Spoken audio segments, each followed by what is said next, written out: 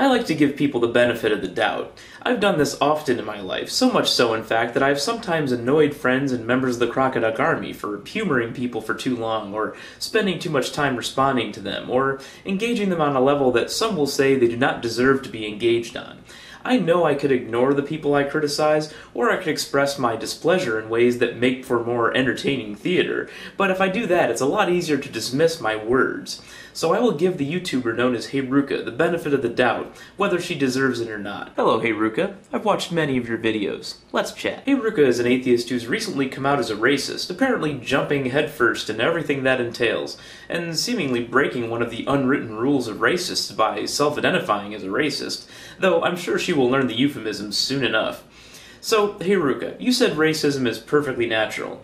I found that what is natural is that we tend to be comfortable with those with similar outlooks on life to ours. Obviously, that would tend to jump any racial barriers that we set up, unless you think that race defines outlook on life. I would feel much more naturally comfortable with a black information technology professional that enjoys the Food Network and loves to travel than I would with a white construction worker that has an 8th grade education and goes to Tea Party rallies. And I would feel the same way in that scenario with any race combination. Does it not work that way with you? You said that diversity is the source of a lot of the problems we're facing today. You also frequently mention cohesion as being important.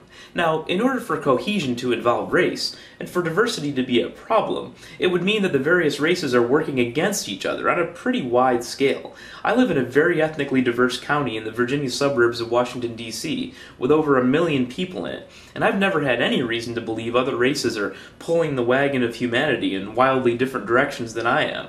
What makes you think other races are working against the interests of our race? And what do those races want? You also mentioned that there's a small group of people that control many things, and that they have their own sets of nefarious goals. You didn't say who it was, out of fear for your safety, but of course you meant the Jews, because that's what a lot of racists think, even though there's no particular reason to tie those ideas together. If racism didn't have its own little common themes, just like religions do, I would never have known that was who you meant.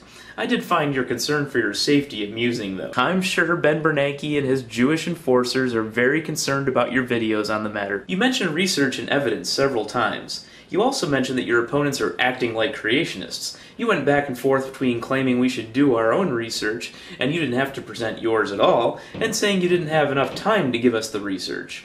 For a claim as big as saying that different races have significantly different IQs, yeah, you'd better believe we want some evidence before we entertain that notion. As for time, it would take you all of 3 minutes to paste some links to websites. Though you say you will give sources eventually, my guess is that you don't want to give us the links because you know that we will track the information back to the original source, and we'll find that the source is a non-peer-reviewed one tied to a known racist organization, the equivalent of the Discovery Institute, but for racists. Of course, you may also try the excuse of, scientists won't approve that research because they're biased. Who does that sound like? You did mention a book called The Bell Curve. I remember when that book came out because I was in college studying psychology at the time. That book makes a great many claims, the most controversial of which are not based on peer-reviewed research at all. As I understand it, they don't even go as far as you do in talking about IQ and race. Despite the groundlessness of your beliefs, though, I can certainly see the allure of your ideology. Religion gives people an idea of cosmic specialness that they claim is rooted in faith, but is actually supported by nothing. Racists believe they are special because they are whatever race they happen to be, and believe they were imbued with a stacked genetic deck. Both religion and racism require minimal effort to secure your imagined specialness, and nothing in the way of real achievement. They even have similar ways of talking about the opposition. You're either blinded by the devil or blinded by political correctness. You mentioned forced diversity and how it stokes racial tensions, though it seems to me that most people have a fair bit of say in where they decide to live. What do you think dividing people by race in different states or even different continents would do to racial tensions, as you were openly suggesting? What if there aren't enough people that, like you, can't be bothered to get along with other people that don't look just like them and want to form their own state, as you describe? What if there are, but it turns out that the area you want to live in is given to another ethnic group?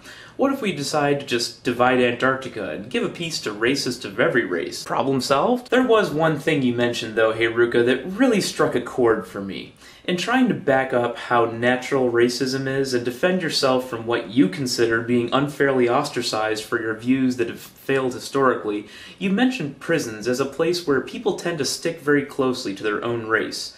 Do you see the implications of saying that the one institution on Earth where the most violent, undereducated, emotionally broken people in the world are concentrated and locked away, often in conditions barely fit for humanity, is the one place where your ideal for humanity thrives? What does this say about racism? What does this say about you?